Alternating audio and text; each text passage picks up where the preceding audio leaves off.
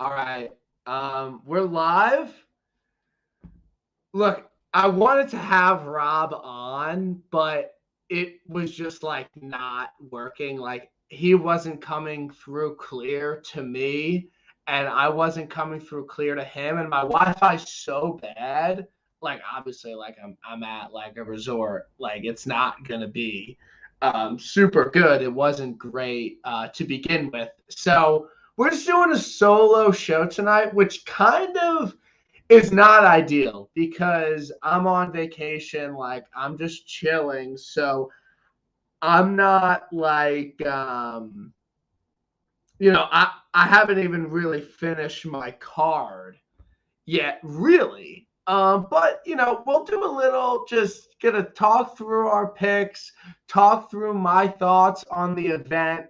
I would have loved for Rob to join me, but just the connection was so bad between us that it just like wasn't gonna work. And I'm definitely probably super glitchy right now, but I'm hoping that you can just hear me throughout.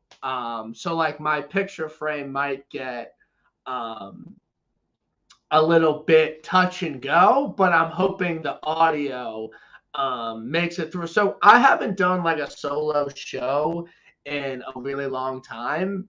Usually have a guest on, but I'm on vacation. I did not plan this vacation. My parents were very happy to take us on one. So, can't complain when your parents take you on vacation, no matter the time of year. But regardless, it's Players Week, deemed as the fifth major. Usually have a really good winner, someone that is very elite winning. You toss out Siwoo, TPC, Pete Dye, Florida, lot of water, 17th green, very famous, heavy on approach play, got to score on the par fives. Bermuda overseeded, not pure Bermuda, but types of greens we see at the Valspar, Waste Management. So I'm not going to come on here and tell you a bunch of stats and a bunch of things about the course. I can't do that. Normally I would, obviously, but it's just extenuating circumstances this week. I'm sure if you're listening to this, you listen to Andy Lack's Inside Golf Podcast. That is the best golf podcast out there. Listen to it this week with Steve Bafford. Unbelievable. Check it out. So if you want a better deep dive into the course and like things to look at for your own handicapping purposes, go check out Andy's pod. It's amazing. Always check it out. Want to say one thing.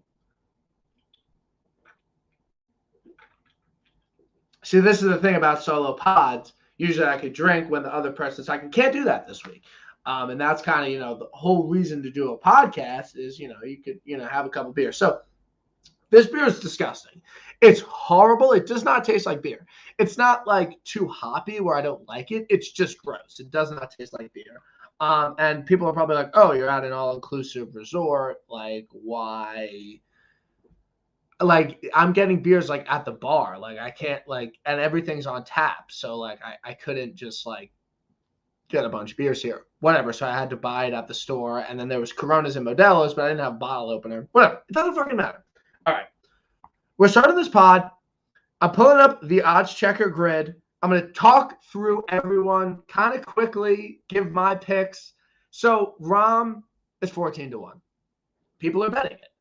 I'm not saying he's like the most popular outright in the world, but a lot of people that are smart in the industry are saying, okay, we're finally getting Rahm at a bettable number. He's 14-1, and I'm going to bet him.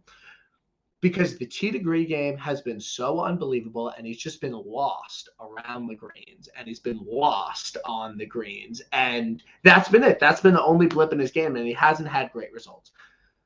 My thing about Rahm, obviously I'm not betting him, and I do this every week where I'm like, I say someone's not going to win, and I'm like, I regret it because like there's no point. I don't think Rahm's going to win this event. I just think that the sample size, like, if it was okay, he was playing really well, putting great around the green, great, and then last week he was bad around the greens and bad putting, I'd be like, okay, whatever. But I think there might be a little bit something wrong for whatever reason with his putting and with his around the green games. And we've seen it since the Genesis. It wasn't like one event. Something is wrong around the greens with Jon Rahm.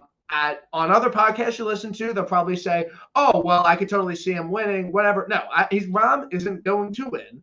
And again, we're betting outright. You have to front so much money for it to be worth it that I'm just not going to be there. I'm not going to be there. You have to front so much money to bet somebody guy under 20-1 that it's just something I'm not going to do. If he wins, that's fine because Andy and Jers are on it. They're my best friends. That's fine. Cool. Whatever. But he's not winning. JT, I mean, hate to say it, he's just not going to repeat here. Just no one does that. Obviously he's shown he can contend and win at this course. And something I want to point out and talk about is that everyone gets so caught up in who people are betting and who's popular and, oh, it's too obvious, it's not going to hit. Like last year, I mean, I think a lot of people will agree with me. Like JT was like the biggest community win that like I could remember, like genuinely, because it was so obvious and it was a good number. It's like, okay, you're getting JT at 20-1 at the Players. He had decent results. And then he gained like 8 strokes on approach at the concession the week before. So sometimes when things are really obvious, like it can happen. I think JT last year at the Players, perfect example, but he's not going back to back. Next guy, Colin Morikawa. Look, Sobel's on him. And people like are legitimately cashing out bets because Jason Sobel bet him. Okay, it's just a little ridiculous to me to do something like that. Obviously it's super obvious. Like it's so obvious that he's going to win heavy on approach, and he's been playing really well, and he's been putting well. Like he's been putting well, which is usually not his strength. The reason I'm not going to bet Colin, and again, my card is not finalized. I bet 3 guys. Like I have a lot of room, but I'm just not betting Colin because I've been getting wiped recently, and I'm just not. I like to win 1,200 on outrights. Like I'm just not doing that. I want a little more experience at this course. Look, like that's ridiculous. But usually people win on like their fucking like 8th start or something here, and Colin's only played it once. She'll be in the mix, but I don't know. I'm not going to get there. It's boosted 18-1. I mean, that's workable. You can do that. Like, that's fine. Whatever. So next guy, Cantley. I got a 25-1 on him. And this was an instance where I woke up Monday morning and there was a 25 out there. And I'm like, I'm betting that. This is a pure value number play. This is a pure Cantley is, in my opinion, top 3 player in the world, contends every single week, went on an amazing underrated run at the end of the year. He's really great on P-Tie, and he has no flaws in his game. He really has no flaws in his game. And you want to talk about total driving, you want to talk about keeping it in the fairway, like you want to talk about elite off the tee, irons, putting around the green. Like Cantley does not have many flaws in his game. And I love him at 25-1. Last year, he was the most tipped golfer, and he missed the cut. He won't miss the cut this year. Like, you got me there. There were things going wrong last year, but I just really like Cantley this week. And, you talk about, okay, betting an elite guy at a better number. Like, that's just me with Cantley at 25-1 because I think he's due for a win soon and not, like, in a Rahm sense where people – okay, we're going to have to get through this week. We're going to have to get through this week with Rahm not winning. But I would like a cutoff point as to when people will stop saying Rahm is due for a win. He's going to get one soon. Because I think once we get into April, you can't say that anymore. So Cantley's due for a win. Rahm is not. Makes no sense. But whatever. Rory not winning. He is even more so a guarantee will not win this tournament. Rory is not winning this week. Not going to bet him. Victor Hovland not winning this week. I know a lot of people were on him last week, and my thing about Victor is that like he just hasn't won a big boy event. He's won the Mayakoba twice, and then he won the Hero World Challenge, which doesn't count. And people think I don't think Hovland's good. He's obviously very good. and I said he doesn't deserve number 3 in the world. I don't think he does, because the Hero World Challenge should not count for the OWGR. That's not his fault. He just went out and won the event. But if he didn't, if that doesn't count, then he's not 3 in the world. That's my argument. But yeah, I would like to see it in a big boy event from him, and 1,000%. So Andy is like my best friend. I love Andy. He's a great guy. And last year I bet Hovland at the PGA, very early in my career in golf betting. And Andy and I weren't really close then, but he replied to some tweet about my card. And he's like, yeah, there's something about Pete Dye and Hovland that just doesn't work. Listen to Andy's podcast. He fucking talks about Hovland's not good on Pete Dye. It just fucking messes with his sight line and shit like that. Hovland not winning, maybe miss the cut. Honestly, Hovland to miss the cut very well could be. Scotty Scheffler, I mean, he's the best golfer in the world. No question. Better than Rahm, Cantley, everybody, Morikawa. I'm kidding, obviously. But fucking Scotty. I love him. And, I mean, someone I thought couldn't win. Also, want to touch on one thing. Last week, I need to fucking drink. Last week, if you were looking at the odds, if you were going through the board, there wasn't a more immediate cross-off than Scotty Scheffler at 18-1. Genuinely. We do this every single week. There's so many people that bet. Nobody bet Scotty. If you were okay, I'm going to bet Scotty at 18-1 to win 2 times in his last 3 starts after being a loser for his whole life. Not actually, but that's just crazy. And that's a lot of winners like that happen, but they haven't been happening recently. There's been a lot of community wins that a lot of people are on. So when someone like Scotty wins and it's just no one bet it, it just that's usually how it goes. So I think that could be the case this week. Whatever. Very happy for Scotty. Okay, we're moving on. We're going Xander. So people are very happy to see a 3 in front of Xander's name. And he's finally being priced accordingly, whereas before people, oh, you're betting Xander at 21, Xander at 18-1. He's never fucking won. That's a shitty bet. It's okay, now you get a good number on him. He's just not going to win. He's just not. He's just not going to win. I'm not going to I just think he would have randomly won an event by now, and he hasn't. So I'm not going to get there at 30. Again, I only bet Cantley. I've literally only bet Cantley, Lowry, and Henley. Henley's not winning. So I have a lot of room on my card. I just don't really know where to go. And I'm not really getting a great feel on a lot of guys. So Decky I like. He's been good in Florida. He's been playing really well. Obviously, he was the first-round leader in the 2020 that got canceled. So obviously, he has shown that he can contend at this course. He is a immaculate ball striker, tee to green, that can't putt. And, fucking JT won last year. So I think that they can do well here, absolutely. He's very popular. I think he's very popular, and I hate to say it, but that's kind of leaning me off a little bit. I'm just not betting super But again, the guys in his range, I see well more. I like Berger, I like Burns, I like Fitz. I just see a lot more scenarios in which Decky wins than those guys. So I think in terms of win equity and guys I feel comfortable actually winning an event, Decky leads that. So DraftKings, play, whatever. Berger, I like. I really, really like Berger. And I think I'm going to have to bet him just for my own sanity, because I think the only reason not to bet Berger is that he doesn't win in stacked fields. Everything else lines up. Played really well at the Honda.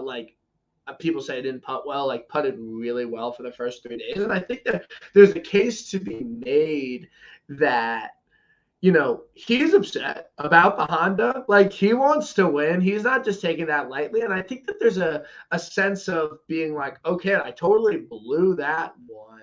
Let's get one here. And, again, ball strikers that can't putt, that's Daniel Berger. He's a Florida guy. I'm betting him. decided on the pod. I'm betting Daniel Berger 34-1. Add it to the card. He's popular. I don't care. I like it. I really do like the bounce back off the absolute choke job at Honda, because I think that sometimes with these golfers, they learn from losing experience, and I think he certainly had a losing experience, and I think he can learn from it and move forward. Cam Smith, look, I love Cam Smith. Him winning at TFC when I was on him was probably my favorite win ever, and I love him. He's not winning. He's just not winning this event. I don't really see it. So DJ can't do it. Played well at Torrey. Small sample size though, because DJ, I mean, we don't have much out of him. I mean, DJ played well at Torrey and then missed the cut when everyone was on him, and it's like getting the 30-1. I just don't. He has a decent track record. I don't see it. Brooks Koepka. So I'm not betting Brooks. I'm just not betting it. He's the most tipped golfer this week, and I think it makes sense. I really think it makes sense. And I'm never one to be like, oh, the motivation factor, like that's all bullshit. Like I don't know if he's the same golfer he was at the end of 2019. You can want to win all you want, but at the end of the day, you have to do it. And he just hasn't been great on Sundays. But I just can't get there. I'm just not going to bet it. I'll be happy for everyone. Everyone gets a community win, 50-1 on Brooks. Like, that's fine by me. Like, I won't be there. And this is not me being a Brooks hater or anything like that, because I'm not. And I think he's really talented. And I think every major that comes up, you throw the mortgage on him top 10, because he will top 10 in it. We'll see. Did not putt well at the Honda. I could tell you that firsthand. Matt Fitzpatrick, I really liked him last week. He's not winning. He can't make – I said he can't make enough putts, and I was like, oh, that's what you're worried about? Like, he just doesn't make enough birdies. Like, yeah, if you have a 10-footer, I tracked him a lot. If you have a 10-footer for par, he'll make it. But you have 8 feet for birdie, probably going to miss it. He's a great putter, and he's great strokes gained, everything. It's just not for me. Spieth not winning, Neiman not winning. Lowry, I bet. So I bet Lowry. He was someone, just listening to a few podcasts, just thinking about things. Like, Lowry makes total sense. Top 10 here last year. Played really well at the Honda, which is a Florida golf course with a lot of water. That's difficult. Okay, he did that. And something I really like that Steve Manford talked about on Andy's podcast is that winners of the Players are usually on a winning drought, in that they haven't won in like over a year. Lowry absolutely is. It's very obvious. He's very highly tipped, because it's like, okay, you put some course history and you put some recent form on a decent golf course, and it's like, okay, Lowry. Someone's talking about, oh, he can't like win in this field. Like, he's a major champion. So I think he can. I think he can do it. And if it's going to be windy and rainy, fine, sure. The weather is really interesting this week, because if it's going to rain a lot and the greens are going to be super soft, it's like Colin probably will win. Like, probably. I feel like it's an open champion situation where the course conditions really favor a player that might not normally win. So, whatever. I bet Lowry. It's super obvious, but whatever. Sanjay M at 50-1. I bet Sanjay so much because I was so enamored by how no one picked him at the Shriners when he won that I just wanted to win again. But I just not going to get there this week. Zalatoris, absolutely not winning. Like, he is not winning the Players. Don't bet him. Adam Scott, yeah, he's not winning. Billy Horschel, I like. I mean, again, really good Florida player, playing really well recently. Tee to green, putting, does everything well, and is doing everything well recently. So I see no reason why he's a bad play or anything like that. It's just not. I don't know. I mean, I can't add him. Like that's the thing. I totally have room for Billy Ho, and I think that his number was like crazy. Like not that long. It was like 100-1, and people are like, just bet this right away. It doesn't matter, and it was valid. Like, but now 55-1, I'm not really sure. So I have 25, 50. Like I could probably add two more guys, like even sub 50 below 30. So I'd like some thoughts on this. Louis 55, legitimately not winning. I love Louis. I genuinely love Louis. He's a great guy. Like I love him. He's my favorite golfer. But he can't win a PGA Tour event. And this isn't like a bit. Like, this isn't like a joke. Like, he can't win. Like, he's incapable of winning. There's too many examples in my mind. Now, if Louis was 25 years old and he was always shitty on Sundays, but he was in contention, okay, he can win. At this point, he just can't do it.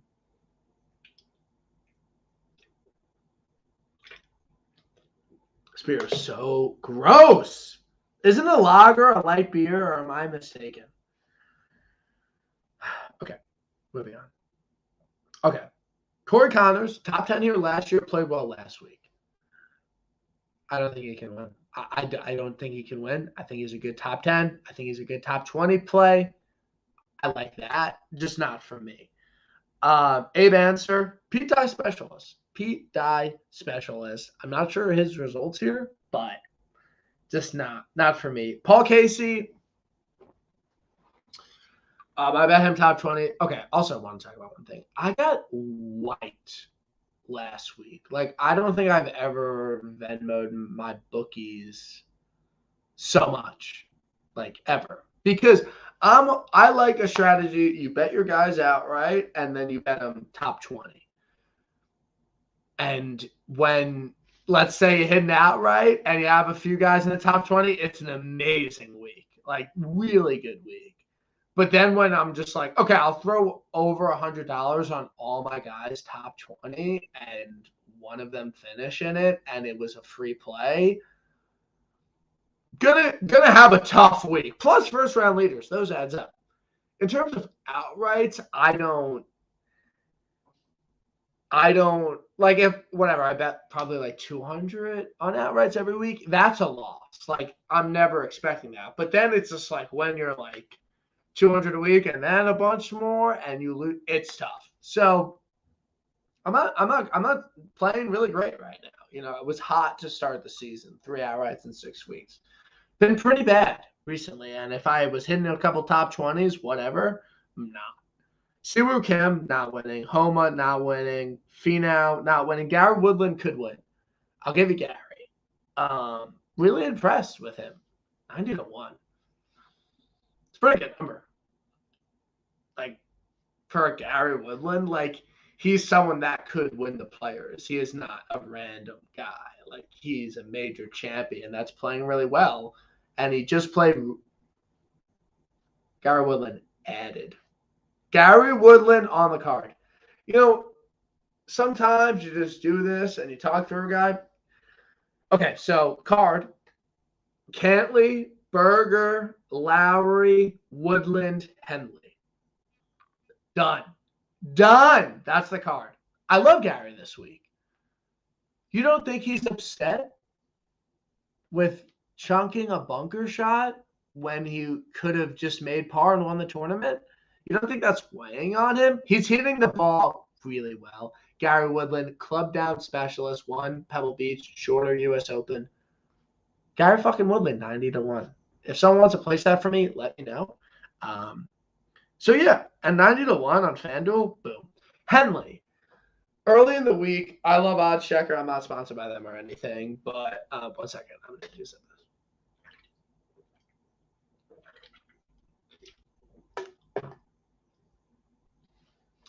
So I'm on Odds Checker and I'm scrolling, and early in the week, just like thinking about the players, I was very much drawn to Russell Henley. And it makes perfect sense. Okay. I'm not the first person to think that Russell Henley could be well at the players. Okay. I'm not. And he's missed a cut the last 3 years. I mean, that's tough. Like, that's not ideal. Like, that's not great. But at the same time, he's a better player now. In the mix last week, gaining on approach all year. He can't win. He's not going to win. Top 20, top 40, plus money, take that. Like, top 20 plus 300, top 40 plus 125, yeah, do that. Like, bet that. That will get you some money back. So, like that. I like that bet. And 120 is a silly number. He never should have been 120. He's not winning, but it's a silly number. And I like to win 1,200 on outrights. That's literally $10. Like, you got me there. Leishman 90. Webb, absolutely do not. Alex Noren, bet him. That's fine. And he likes him. He's been playing well. Same type of greens as Waste Management. Top 10, top 20, top 40 on him. Love it. Like, that's the thing. I'm kind of like in these guys are not winning. I don't know who's going to win. But I think I'm more prepared to bet some placements this week on some lower end guys. And I'm just like, they're just not going to win. And they might, but I'm not going to be there. A guy like immediately that out 150 to 1, that's crazy. Might have to add him. Brian Harman. Like, no one has better course history since it was moved to March than Brian Harman. 3rd place last year. Top 10 the year Rory won. Pete Dye specialist, short court specialist. 151, I like it. DraftKings, I like it. Not sure what the ownership's going to be, but I like Brian Harman this week. I like Brian Harman top 40. I like him top 20. I will be placing those wagers. You know, there's something about him that he just plays well on Pete Dye. He plays well at this event, which is hard to come by. There's a lot of people that don't have good course history and that have a bunch of missed cuts. He's been excellent here. He missed the cut at Honda. Missed cut at the Honda. I think people were just a little bit early on him. Harman this week, top 20, top 40, do it. Place it. I really like that. Like him for DraftKings. Kokrak, Rose, Young, not winning. Mitchell, not winning. Tom Hoagie, yeah, I think is a good DraftKings play. Tom Hoagie cashed me a 60 to 1 outright at Pebble. Amazing win. And I played him the next week at Waste Management. And he top 20'd. And it was a great bet. And I like Tom Hoagie. And he's legitimately one of the best iron players on tour. So why not play him at an event that, you know, is great for iron players. So I like Tom Hoagie. Johnny Vegas, 200 to 1. He made a run here when Rory won. KH Lee, I did bet that. I bet it. It was just a crazy number. And, you know, the courses, the TPC, boom, done. Guys, I mean, I'm not really betting. Yeah, I mean, we're good here. So we have decided on the pod card. Cantley, just outright. No top 10. No top 10. Berger, outright. Top 20 plus 200. Love it. Lowry, 50 to 1 outright. Top 20, like plus 250. Done. Do it. Woodland, 90 to 1. Top 30, top 40, top 20, whatever. I think he continues this good play and moves it forward. Russell Henley, 120 to 1, not winning this event, but I think for a top 20, top 40, move there. Guys, that's it for me tonight. I'm going to go out to dinner. I'm going to dance all night, golfing tomorrow. again, this is, not the greatest podcast in the world, but it's extenuating circumstances, and I don't want to hear it from anybody. So I appreciate if you check this out. If you're listening, it will be on Spotify, Apple, like whatever. It's just kind of me rambling. I'm sorry that Rob couldn't make it. He will be on soon. That's a guarantee.